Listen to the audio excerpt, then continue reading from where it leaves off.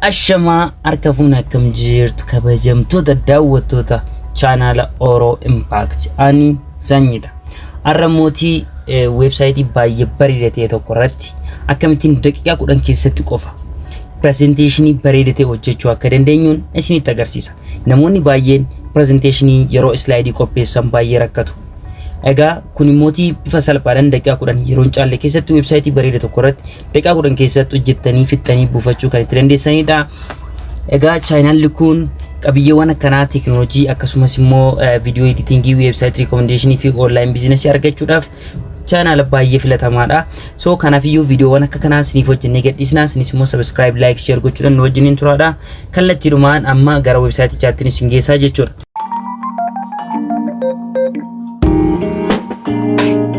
Kallattiidhaan gara websaayitichaatti galla. Websaayitiin Canva jedhama. canva.com jettanii gaafa galtanii akka kanatti gara kanatti si fidaadha. Kanaafiyyuu isa jalqabarratti websaayitii jalqabarratti isin dhufu kana Canva visual isa jedhu kana inseenna. Gaafa seennu keessa isaa akka kana fakkaata jechuudha. Gaafa gara keessatti seennu akka kana fakkaata. Ani already sign up godheen jira waan ta'eef siin haaraa yoo taatan emailii fi maqaa keessa sin gaafata. Kanaafuu emailii keessan galchitanii sign up gootanii gara keessaa seenuu dandeessu.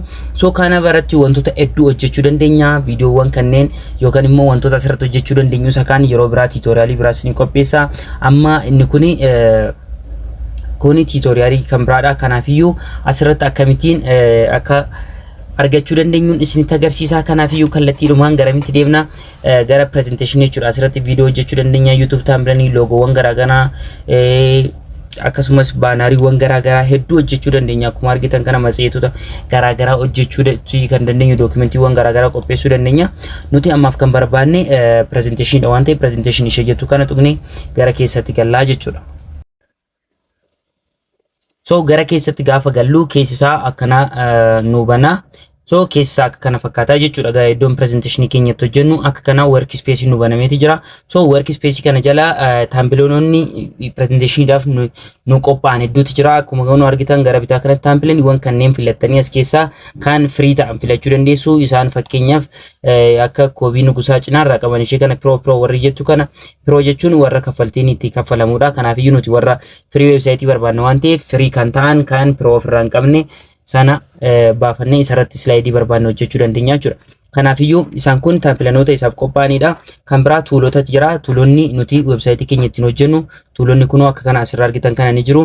Fakkeenyaaf element jennee gaafa gallu element kana jala gaafa gallu wantoonni garaagaraa ni jiru. Logoowwan, simbooliiwwan garaagaraa ni jiru kan irratti fayyadamuu dandeenyu. Mallattooleen garaagaraa akkuma asirratti argitan qastiiwwan fi kan xiyyaa agarsiistuu teebiloota garaagaraa fudhachuu barbaadan fi akkasumas wantoota barbaadan hundumaa asirratti argachuu dandeessu. Suurota illee argachuu dandeessu. Kanneen kana fakkaatanidha. Kanaafiyyuu elementii jala galle wantoota akkasanii kanneen argachuu dandeenya. Kabiraati immoo asirratti kan nuti qabnu teekistidha. Already teekistiin immoo presentation qopheessuu irratti wanta baay'ee murteessaa ta'edha yookaan immoo wanta baay'ee main ta'edha jechuudha. Sababni isaa barreeffama maleetii presentation hojjechuu waan hin dandeenyeef jechuudha. Kanaafiyyuu akkuma asitti argitan kana add heading inni jedhu kun amma taayitilii isa waannaa yookaan immoo taayitilii isa guddaa jechuudha. Itti aanee immoo sab taayitilii ni jira. Jalatti taayitiloota xixiqqaa nuti galchinu ni jira. Akkasumas immoo add little bit of body text ni jedhu kun immoo barreeffamoota nuti presentation keenya dhiyeeffannu kan irratti galchinudha jechuudha. Akkuma sana immoo tekstoonni garaagaraa, simbooliiwwan garaagaraa, foontiiwwan garaagaraa fayyadamuu dandeessan kun akkuma agartan kana foontiiwwan gosoota hedduu ta'antu jiru. Sana keessaa isin naaftaa kan jettan filattanii itti fayyadamuu dandeessu. Kun hedduudha waan ta'eef kana hundasaa isinitti agarsiisuu danda'u. Gara websaayitichaa galtan isiniyyuu ni argitu. Kallattiidhumaan immoo kan biraa yoo deemne fakkeenyaaf upload akkasitti argitan kana kun upload gochuudhaaf faayila qabnu yookaan immoo suurota barbaannu presentation keenya barbaannu upload goonee PC yookaan immoo bilbila keenyarraa isaa ta'u PC keenyarraa kan wanta nu qabnurraa finnee irratti fayyadamuu dandeenya jechuudha. Appii kana baay'ee moobaayilii bilbila keenyanis ta'ee kompiitaraan wanta harkaa qabnu hundumaaniyyuu nuuf banaa jechuudha. Kabiraa akkuma asitti argitan diroodha. Diroon kun immoo fakkiiwwan garaagaraa kaasuudhaaf barreeffamoota garaagaraa asirratti barreessuudhaaf fi akkasuma kan ta'anidha. Kabiraa piroojeektiiwwan kanan dura irratti hojjennus ta'ee kan hojjennu piroojeektii ni qaba. Kanaafiyyuu amma nuti kallattiidhaan garamitti deemna gara slaayidii haaraa qopheessuutti deemna. Kanaafiyyuu gara slide irratti deemu keenyan dura template filanna akkuma argitan styleewwan garaagaraatiin hojjechuudhaaf style asii jijjiiruu dandeenya. Kanaaf iyyuu yeroo waan nu geenye faan yeroodhaaf template isa jedhu kana templateota kanneen keessan tokko filadhaa jechuudha. So fakkeenyaaf akka fakkeenyaatti ammaani kanan filadhu kun isa kana business project kan jedhu kana filadheetiin jira. So business project kana akkuma argitan kun hard godhee asirratti naaf galcheeti jira jechuudha. Amma fakkeenyaaf ani business project yeroo ta'in kana hojjechuu barbaade business plan dha yoo ta'e template kana immoo duuba isaa kana jaaladheera waan ta'eef jijjiiruun barbaadu yoo jijjiiruu barbaade mooti template biraatiin jijjiiruu dandeessu hunduma isaa kaastanii kana immoo plan jedhee galfachuu danda'a jechuudha. Isa iddoo project yeroo kana ani gara business plan itti jijjiiruu barbaade jechuudha. Kanaaf iyyuu kana akkasan double click godhee kaza sana booddee akkanatti gara business plan itti nan jijjiiradha. Ani kanan barbaadu business plan dha waan ta'eef jechuudha. Kanaaf iyyuu gara business plan itti jira kun immooti kun kaampaanii kootiitti waan hin taaneef wanta nan hin barbaanneef yookaan presentation koorratti nan barbaachisu yoo ta'e delete godhee akka kanaan baasuu nan danda'a. Simbooliiwwan kanneen illee delete godhee kan biraatiin bakka buufachuu nan danda'a. Kanaaf iyyuu suurota kanneen suurota birootiin bakka buusuu dandeessu. Suura kana balleessitanii suura biraa galfachuu ni dandeessu. Background isaallee jijjiiruudha kan ni dandeessu. Akkasumas barreeffamoota kanneen animate gochuu ni dandeessu. Akkuma argitan kun akkuma kana tekstiiwwan akka barbaadanitti jijjiiruu dandeessu. So akka kana gootanii akkaataa teessuma isaa jijjiiruu dandeessu. Saayizii isaa jijjiiruudhaaf yoo barbaadan tuqaa kana fayyadamuu dandeessu. Akka kanatti yookaan immooti asirraa iddoo pilaasii fi maayinasii qabu kana yoo tuttan saayiziin isaanii dabalasii ni hir'atasii jechuudha. Kanaaf iyyuu akka kanaan saayizii isaa jijjiirtanii akka barbaadan fayyadamuu dandeessu. Fakkeenyaaf kun amma kan business plan cover ko yoo ta'e anamma page biraa banuun barbaada yookaan immoo subtitle kanan itti gashaa deemu nan barbaada jechuudha. Kanaaf iyyuu plus lakkoo mallattoo jedhu kanan tuqa.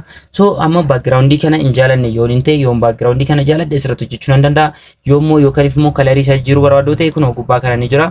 Kalariiwwan barbaadan akka kanatti keessa deemtanii filattanii akka kanaan jijjiiraa irratti hojjechuu dandeessu jechuudha. So kanas hin barbaadu ta'e immoo templateota jiran qophaan keessaa kan barbaadan keessaa fakkeenyaaf template tokko yoo fudhattan as keessaa fakkeenyaaf template kana yoo fudhadhee filadhe ani sana booddee isa kana jijjiiruu nan danda'a jechuudha. As keessatti fakkeenyaaf amma business plan contentii keenya baasnaa jechuudha yookaan immoo contentii business plan keenyaa ni baasna. Kanaaf iyyuu akkam goona isa kana select goone waranneeti contentii isaa jennaa jechuudha. Contentii goona qabiyyeewwan inni qabatu jechuudha of jalatti. Sana booddee isaan kanneen immoo asii baasnee fakkeenyaaf asitti title yoon hin jedhe iddoo amma kun business proposal jiru kana title dhaan bakka buusuu danda'a. Ergaan isa title dhaan bakka buusee isa immoo business plan jedhu kana mootiin maaliin bakka buusuu danda'a. Executive summary jechuun danda'a. Kun akkuma argitan kana godhee jechuudha. Executive summary jechuun danda'a.